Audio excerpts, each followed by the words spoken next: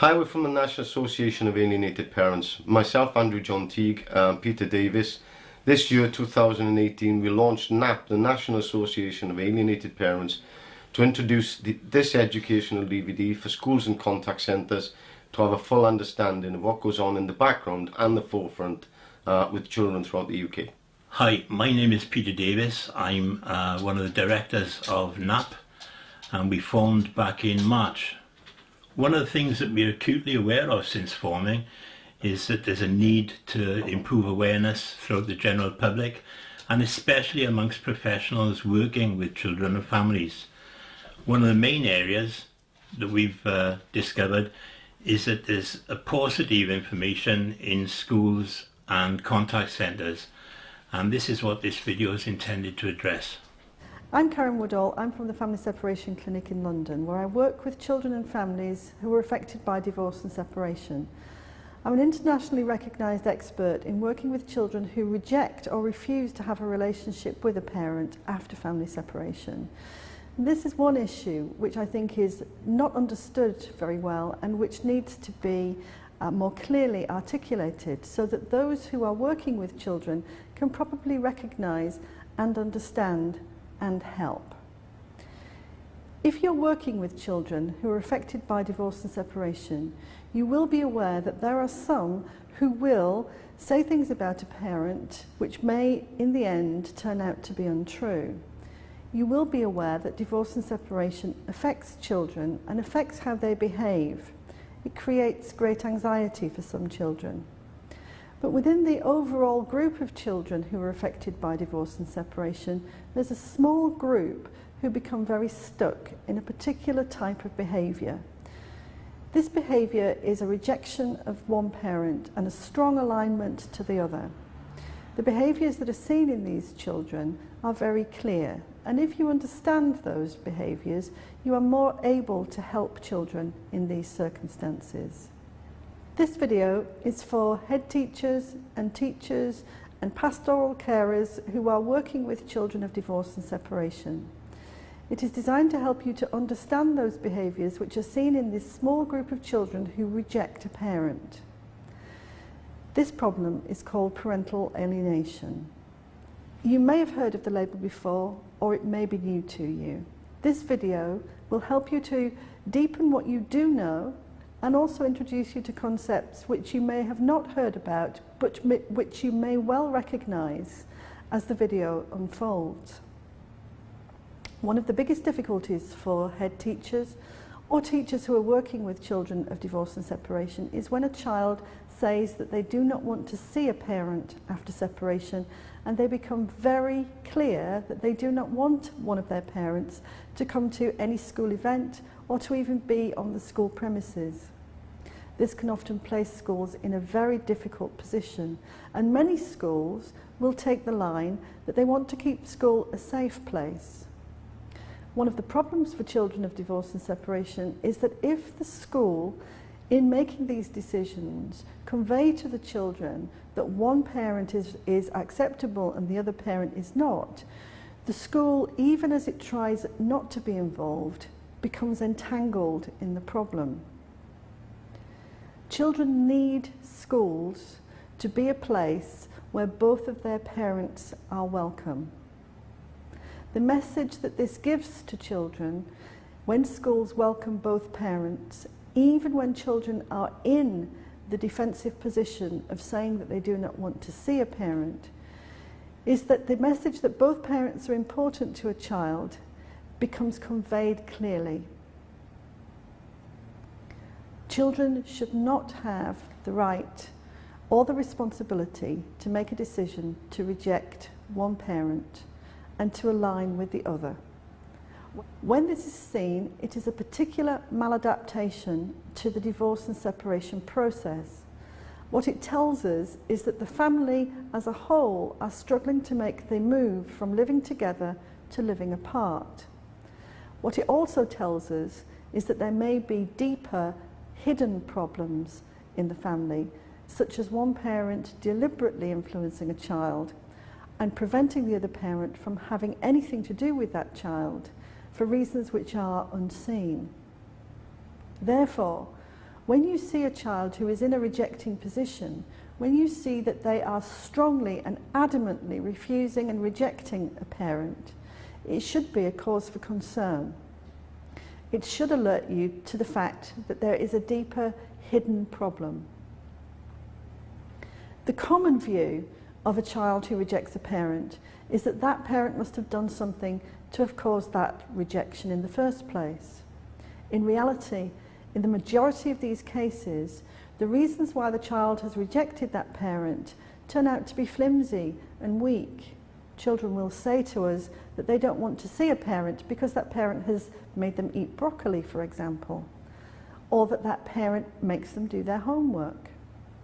What the children are doing is using an infantile defense mechanism called psychological splitting to resolve the impossible position that they're in.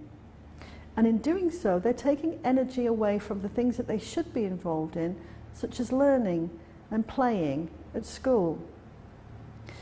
And therefore, if you become alienation aware, if you become aware of the signs and symptoms that a child displays, and if you realise that there are things that you can do to help that child, then one of the things that you are doing is promoting that child's life chances over the longer term. We currently live in an environment in the UK where the voice of the child is considered to be very important. What you are listening to when you see a child reject a parent is the hidden voice of the child.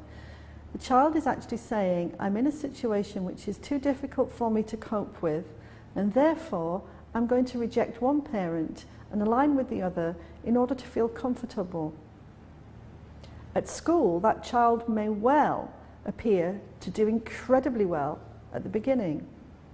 But what we see and what research evidence tells us is that as time goes by, that child starts to show the signs of psychological splitting.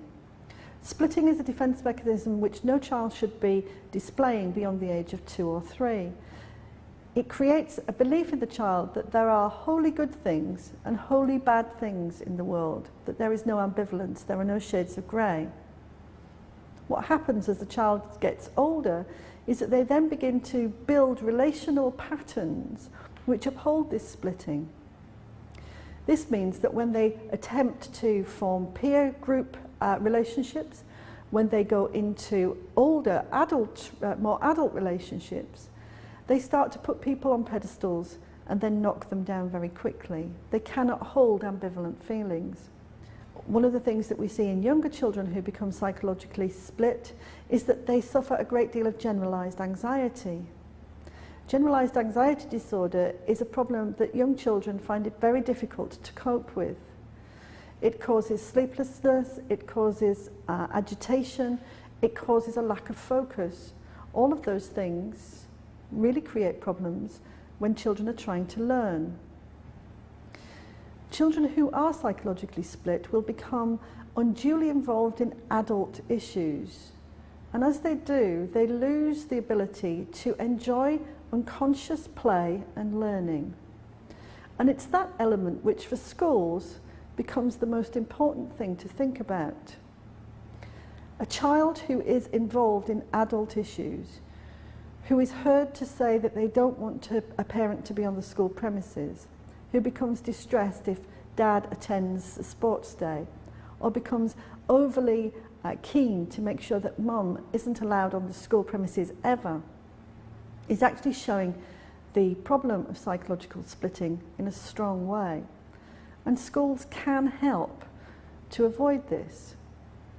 One of the things that schools can do is to have a clear divorce and separation policy, which all parents can be given at the child's entry into school. A clear divorce and separation policy conveys to parents what the school will and will not do if the family separates. A divorce and separation policy should make it clear that the school will communicate directly with both parents and that the school will not uphold the child's rejection. Some teachers find this quite difficult and find that the voice of the child really means following what the child says. But if we're going to really work from the perspective of the voice of the child, What we have to do is to uphold the child's right to a relationship with both parents. And so, in the absence of any clear evidence, and evidence should be that which is conveyed in the court process or that which is seen through the police process, in the absence of any clear evidence that a parent has done something wrong to a child, then that child should be made aware that their rejection will not be upheld by the school. This gives a clear message to the child that both parents are important in their lives and that they can go back to the unconscious work of learning and playing as other children do. We know from our work at the Family Separation Clinic that schools who follow this process and who are very clear with parents about what they will and will not accept on the school premises after divorce and separation are those where children of divorce and separation do very well. Children of divorce and separation do not have to be disadvantaged by divorce and separation, and schools can play a big part in preventing disadvantage from occurring. Schools have almost as much time with the child as the parents do, and in some cases more time. Therefore, they play an integral part in helping a child to maintain a balanced relationship with both parents. The school does not have to be the place where the parental conflict is played out. It doesn't have to be the place where one parent attempts to convince the school that the other parent is dangerous. The school can remain outside of all of the dynamics of divorce and separation by having a clear divorce and separation policy, a clear commitment to ensuring that the flow of information about the child goes to both parents, not just one, putting the other parent at distance. What you will see in this video is information which will help you to understand the problem of parental alienation at a deeper level. What you will hear more of in this video are the ways in which parents attempt to influence schools and the ways in which parents can use schools as a ground for conflict. In understanding these dynamics, you can become more alienation aware and you can protect children from the efforts of parents to use schools in a campaign against the other parent. This information is critically important. This is a hidden problem. It is one which runs throughout our society and which has been normalized and deeply hidden for many years. Many people who we work with immediately recognize the issue when we describe it. They immediately understand that someone in their school or in their family has been affected by it. By watching this video, you can more fully understand the problem and you can learn about what you can do differently that can help children of divorce and separation and protect and improve their life chances over many years to come. Well, hello, my name is Stuart Hontry. I am an advisor to an organisation called the National Association of Alienating Parents, who have asked me to come in and contribute to an educational DVD that they're preparing for schools to perhaps help schools understand and to increase their awareness of a concept known or phenomenon called parental alienation. Now, parental alienation is a phenomenon where one parent will manipulate their children to reject needlessly a relationship with the other parent. And when we look at parental alienation in clinical terms, it's not just a single mental health problem, it's a series of incremental mental health problems which are likely to develop in the absence of any effective intervention for these type of children. So being able to see and be aware and see how these events progress is extremely important, especially for first instance professionals who get lots of time with these children, such as teachers. And from what we've seen, schools can be key players in parental alienation. They can be key players in progressing it, they can be key players in preventing it. If they have the awareness, they can see it developing and do things that are very useful in stopping the progression of these mental health disorders at whatever stage they may be.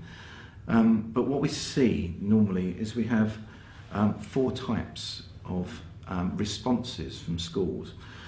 They can be facilitators. There are 2 types of facilitators. One is the head teacher or the teachers who decide actively to assist one parent in manipulating their children against the other parent. There are those who naively do the same thing. So they're still engaging in the behaviours of ostracising the other parent, normally the non-resident parent. But also there are the schools who are helpless to do, they think they're helpless to do anything positive when in fact they're not. And the 4th type is those who are child focused, do everything they possibly can to help the child, and with those kind of schools we see far better outcomes for those children very, very much earlier. So I'm going to try and promote the awareness of this kind of phenomenon in schools, because we know that it's a major problem for not just for schools but for the children within those schools, and it's a major disruptor of schools from their core duties of educating children. And these kind of children can be not only the children difficult, but the interactions with the professionals are difficult, and the interactions with the parents. And an inordinate amount of time can be spent by professionals within schools doing things that they're not really trained to do, and it really takes them away from their core duties of educating not just that child but other children as well. So probably the first concept that certainly teachers need to be aware of, and head teachers, is a thing called triangulation, where an older person who has some form of control over the children manipulates them into a campaign against somebody else, to support them in a campaign. So the child becomes an active player against somebody else. So the first person to be recruited is the child into this, but also alienating parents will do everything they can to triangulate and recruit other forms of support, mainly from professionals.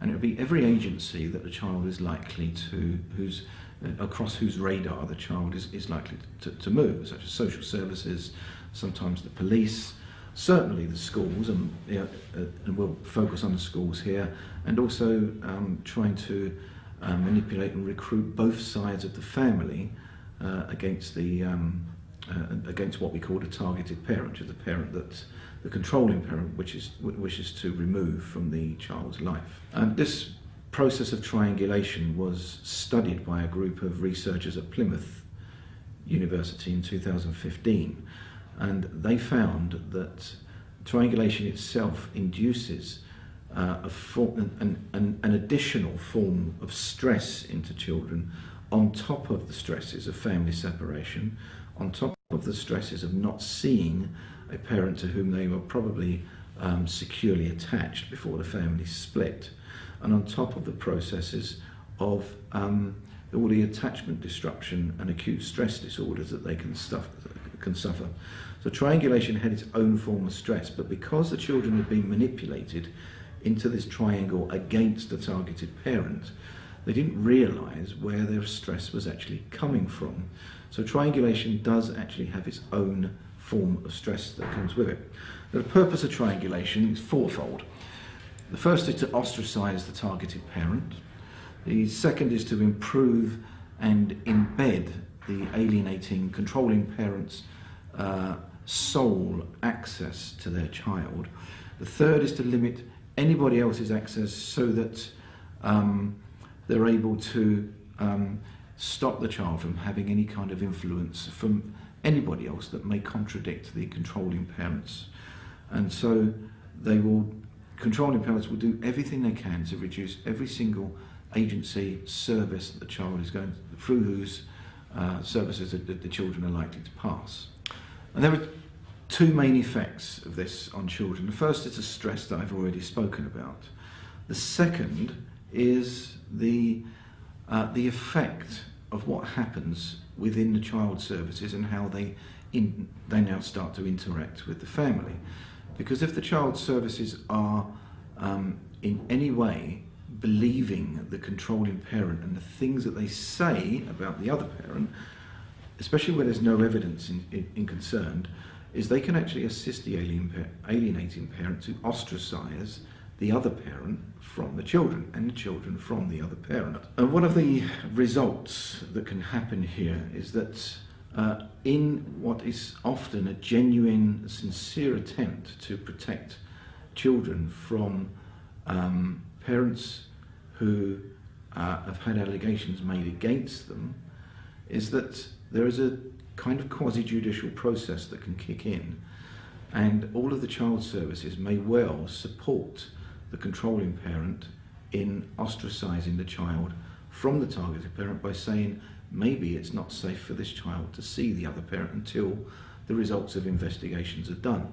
The problem with that, of course, is that the controlling parent then has an inordinate amount of time, at least weeks, within which they are isolated from the targeted parent, isolated from any real help, and the controlling parent can then make sure that their influence over the children is so effective that even when the investigations are done and they come back with zero evidence of any wrongdoing by the targeted parent, it then becomes difficult to reunite the child with the targeted parent because they've been coerced, manipulated and psychologically controlled in the meantime. Now obviously schools are a very big part of the process because they are the only neutral environment that a child at this stage is moving in. So if the psychologically controlling parent has to put their child into an independent environment every day for such an extreme length of time, that environment is a threat to the aims and the motives of the psychology of the controlling parent.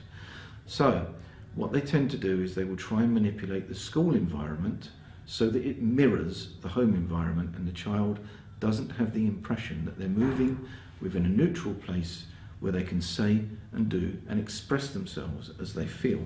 One of the key strategies that we often see with some of the most determined controlling parents is that they choose to take a role in the school, and because a governing body is being drawn from the parent population of that particular school, there is a possibility that they try to get themselves elected onto the board, and once elected onto the board, onto becoming the chair of governors. You then have a problem whereby the school staff effectively work for the governor. The governor is allowed more time in the school than any other parent presumably would be.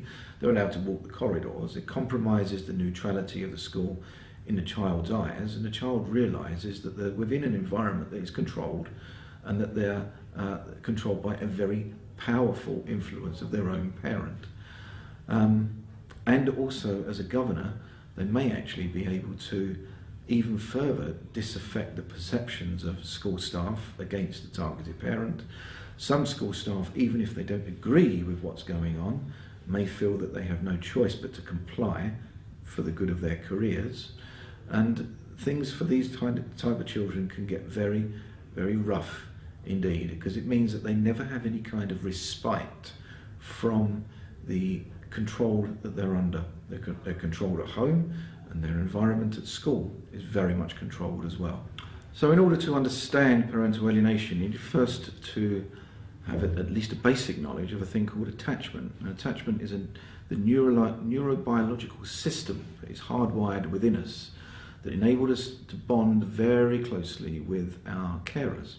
So providing carers are empathic and they look after our needs, and there's a reciprocal dance where a child needs something and it's provided for by the parent, an attachment and a secure bond will develop between the carer, parent and the child. And the child's emotional regulation is very largely dependent on the availability of their secure attachments. So if one of their secure attachments is missing after a family separation, the chances are that the child will be very stressed. And I'm sure you've seen it as teachers, where you understand that there's been a family separation and the behaviour and the presentation of the children within that family suddenly changes. They become anxious, they become less resilient, and what this is that because they're missing one of their secure attachments, they are the stress responses of their attachment system are starting to kick in. And these children are suffering from acute stress disorders, adjustment disorders, and separation anxieties. And whilst they're in this particular state, it's very difficult for them to function properly. Now, all of our higher end cognitive functions, such as empathy, morality, our response regulation, our ability to modulate our fears and to unlearn our fears, all depend upon the foundation and maintaining of a secure attachment. And as soon as our attachments are disrupted, these are the kind of higher end cognitive functions which start to be compromised. And if a child is at the same time undergoing, at the same time as these disorders which are associated with attachment and the neurological diminishing of these higher end functions, it makes them less likely and less able, less resilient to withstand behaviours of psychological control. So these children are far easier to coerce, far easier to manipulate. And if they are being manipulated against the other parent, you will probably see that as teachers in the way that these children speak about the other parent. Now, in the early stages of attachment disruption, you may understand that the children are very happy to be with the other parent, so it's best to be guided by the child's behaviours rather than their expressions. If you see that if the other parent is coming into the school and the child is happily interacting with them at the beginning of this process, then the chances are that they have a good relationship with that targeted parent before the family separation, or even in a family that is long since been separated, but something has triggered off the what we call the alienating behaviours from the controlling parent. So there may be various points that the behaviours can be alienating strategies and behaviours can trigger within an alienating parent. For some, it's the point of family separation. For some, it's beforehand. But some may actually have been separated for some years and shared the care of their children without any problems at all. And then suddenly something triggers off the alienating strategies. The most common one being that the other parent finds a new partner, and a controlling parent is upset, anxious, worried, scared of allowing their child time with a new partner who they don't know. And there are other triggers as well for these behaviours to start. And you'll see changes in children who beforehand would have been happy to go to both parents. You may now see and hear expressions from children saying that that they're not as keen to see the other parent as they previously were. However, although the children may say this, if the other parent collects them from school, the children are happy to go with them. So I'd be guided more by the behaviours of children than what they have to say. Now, as I said, the controlling parent needs to undermine the neutrality of the school environment in the child's eyes. And if they can make the school an extension of the environment that the child moves in at home, then the child is likely to continue behaving in a way which suits the controlling parent. And it's very important at this stage that schools understand that they must maintain the school as a neutral environment for the child. The child must be told that this is an environment for their learning. It is not an environment within which their parents are supposed to be taking control and taking effect. The neutrality of schools is an absolute key point, because there are very few other environments that are available in the assessment processes that may now come into play, where children can go. And if the environment that children normally move in at school is a comfortable one and is neutral and where they feel supported, then the interviews and assessments which can be done at school are likely to be far more effective and less damaging and frankly less abusive to children than they may otherwise could be. And one of the key ways that schools can maintain their independence is to understand that there is a chance that their good offices can be manipulated, and manipulated in a way that disadvantages the child's relationship to the other parent and disadvantages the other parent's relationship to the school. The first thing that happens, from what we see quite often, is that the staff get manipulated. The head teachers have probably seen all this before.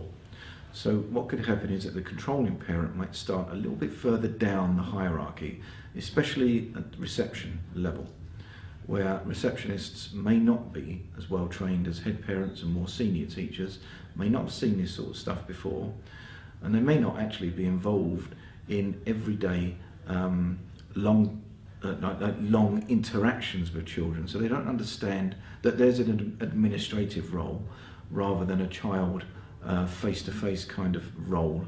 And what can happen is that although they're in the administrative side, that actually gives the controlling parent an immense opportunity to cut out the targeted parent from being involved with the school.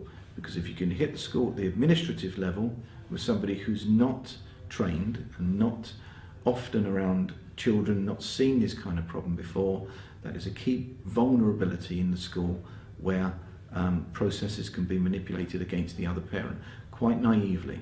And sometimes they actually, school receptionist staff can be asked to do things that they actually feel are the right things to do, but actually are undermining the school's obligations to ensure that both parents are involved in the upbringing of the children.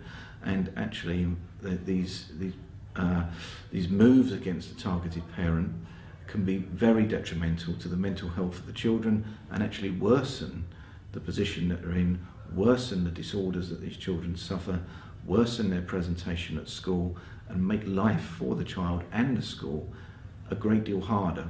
So there is a need to be watchful for these kind of behaviours, because once they start to build and once they take hold, they can be very, very difficult to stop.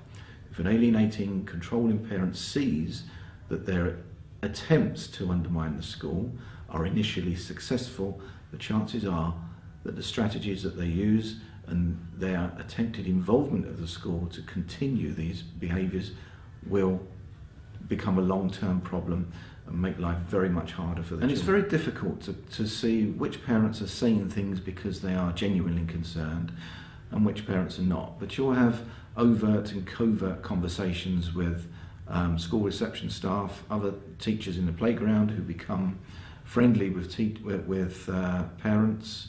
And one of the key areas that we see is that controlling parents attempt to persuade the administrative school or the head teachers to prevent the interaction and the engagement of the targeted parent with school events, especially school choir events, school sports days, this sort of thing. They'll try and manipulate the school into believing that for instance, if they're going through a court process, an alienating parent might say that the other parent is not allowed to attend any of these events or parents' evenings because it doesn't say so on the court order. When in fact court orders work the other way. They only prohibit or stop anybody from doing something.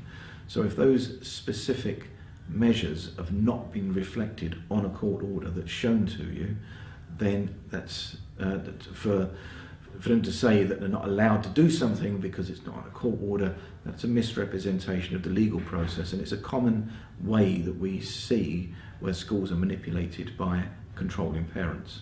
Another, what we call a classic trick that is sometimes played by alienating parents is where they coerce a child to make allegations against the targeted parent which could be made outside of school, and the alienated parent could themselves directly contact the local social services.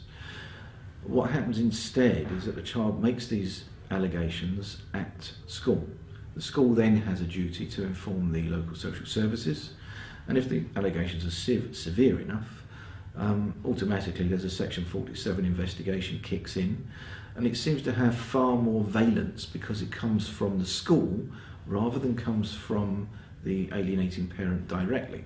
The alienating parent may already have a track record with the social services where this kind of thing has happened before and the allegations have been dismissed. So there could be any one of a number or series of Section 47 investigations in the past.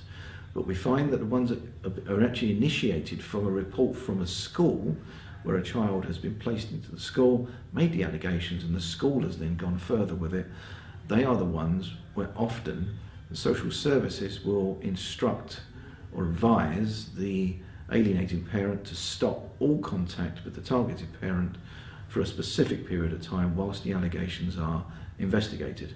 And the allegations, obviously, because they're made at school, they involve processes at schools as well.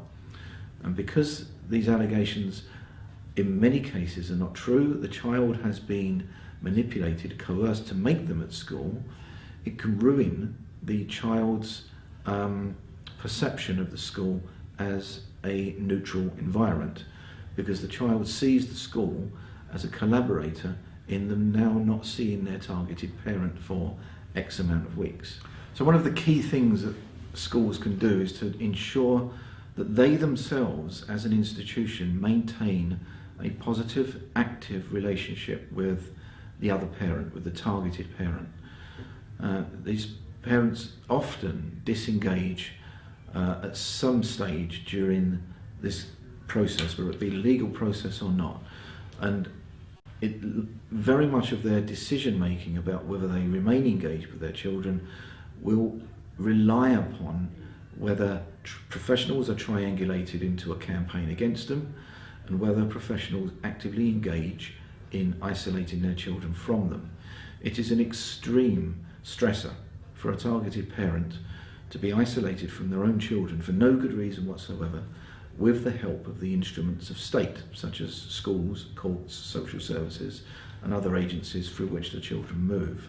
So I would advise any school to maintain, without any compromise, as far as possible, a neutral environment where they are involved with both parents in the absence of actual findings and proven abuse or evidence that the targeted parent should not be near the child.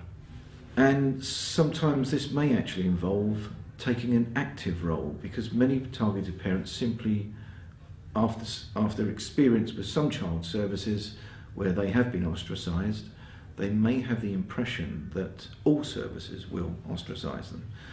So if there are school events, I would suggest it would be a good move, if you have the address or whatnot of the other parent, to invite them to school events. It may mean that you have to keep the two parents separate at the events.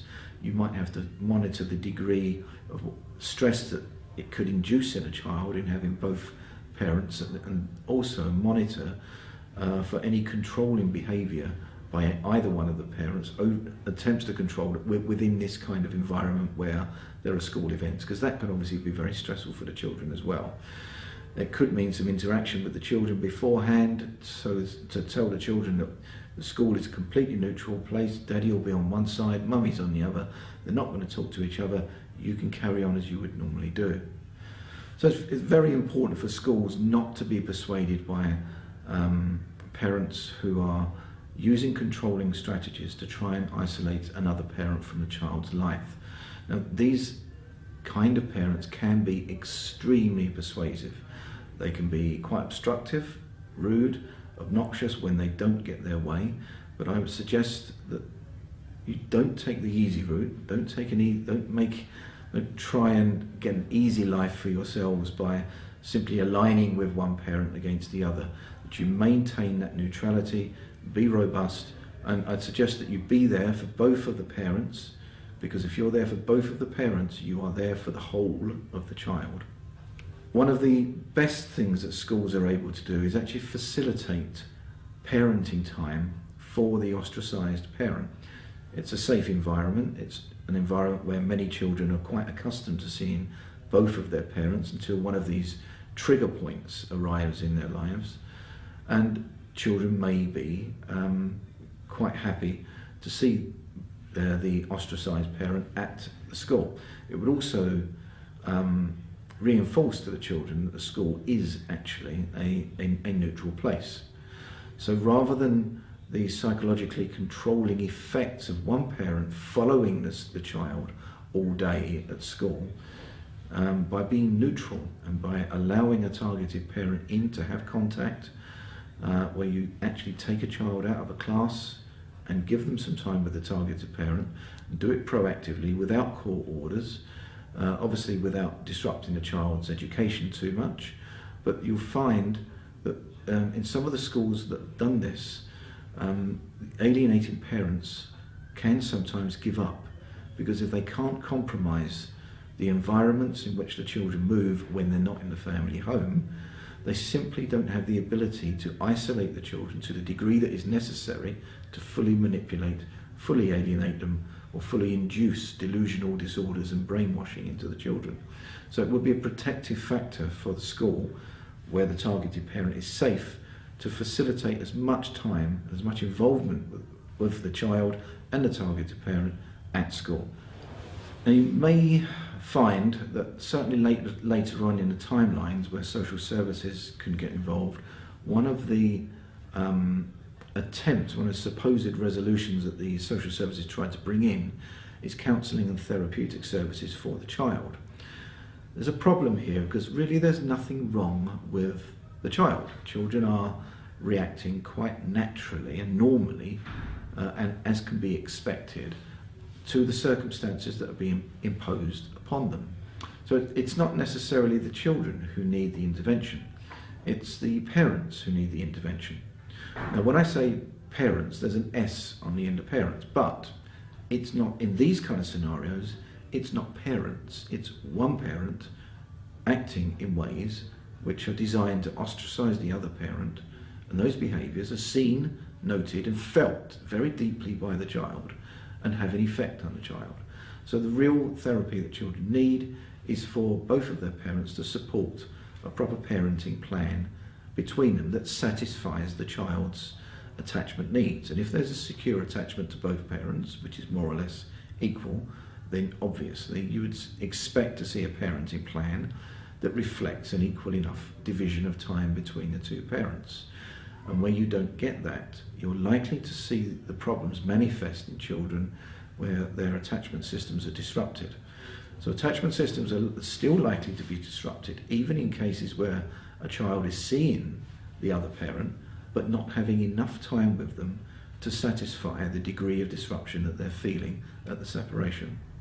So sometimes the social services will suggest that the child goes through counselling or therapeutic services, and that these services are administered at school. So the problem there is that if these interventionists are not trained in what's called family systems, which is the psychological division under which the best research has been done for children going through these particular problems, if the counsellors and therapists are not trained in this particular type of assessment and intervention, there is a possibility that they can actually do more harm. The traditional one-on-one therapy with children of this type really doesn't work. Even if you identify what the problem is and try to help the children, whatever good is done in therapy tends to be undone when the children go back to the psychologically controlling parent. So you need to be very careful that the type of counselling and therapy that is undertaken by or is recommended by social services to be done in schools for children who may be having these kind of problems, you must ensure that that kind of therapy is exactly the right one, and that the therapist is trained in family systems. So again, just to summarise, from what we've seen, there are 4 types of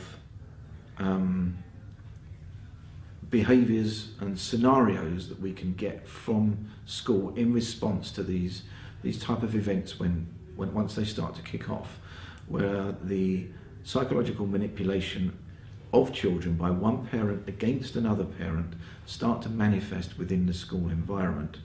So the first one is that the school become active collaborators and facilitators of the alienation process. That may be more the case where the controlling parent has managed to get themselves a position of influence on the board of governors.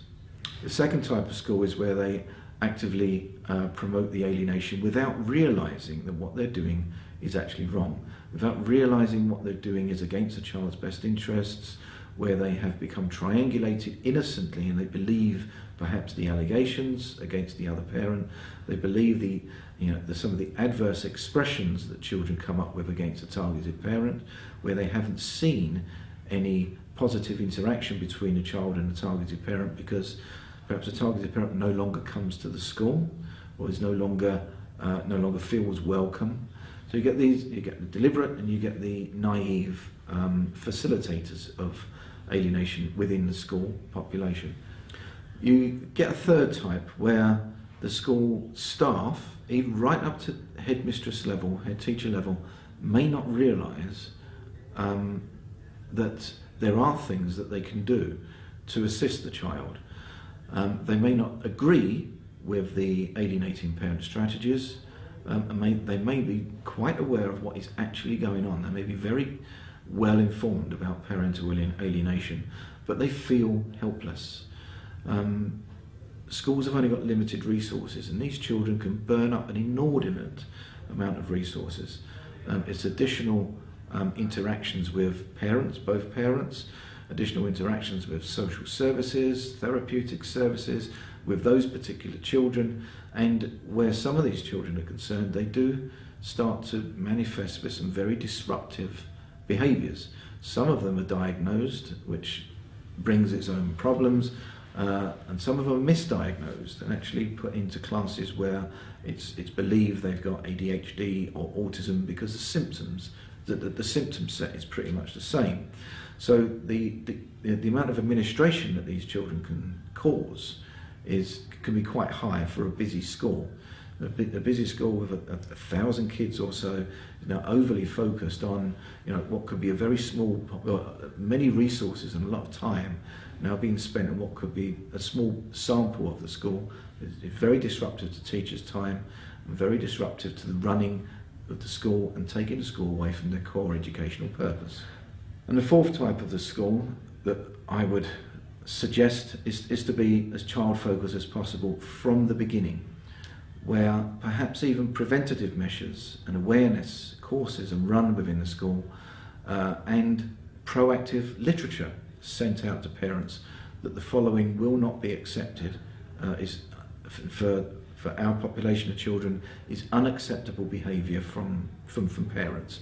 So try to nip it in the bud before it even starts. Make it very clear to potential psychological controllers, and you never know who they may be, because the most sane, nicest person can turn into a complete monster of a parent and engage in these kind of behaviours where their triggers and where their buttons are pressed. We're all vulnerable to moving along the scale one way or the other, and you really never know which kind of parent is going to be or when this could happen. And where these alienation scenarios seem to be coming along, seem to be in place, remain robust. Make it very clear to both parents, as robustly as you can, as often as you need to, that the school is and must and will remain a neutral environment, and that the school is there to support the child. And if you do that, the chances are that the acceleration of many of these alienation cases will be arrested, and if we're really lucky, the incidence of parental alienation may actually be reduced, because controlling parents will know that they're unlikely or unable to use schools as a conduit to further their own aims rather than the best interests of their kids. And I'd advise that schools be very watchful for these sort of scenarios when they arrive, and perhaps even have a list of somebody who you trust as experts, who works with alienated children, perhaps bring somebody in to instruct the school, or perhaps even bring them in unilaterally in cases where you think this sort of thing is going on. Because if you can nip it in the bud and you can arrest the progression and development of parental alienation, you will have far better outcomes for the children. And we also know that children that have two parents in their lives, have far better educational outcomes. Thanks a lot.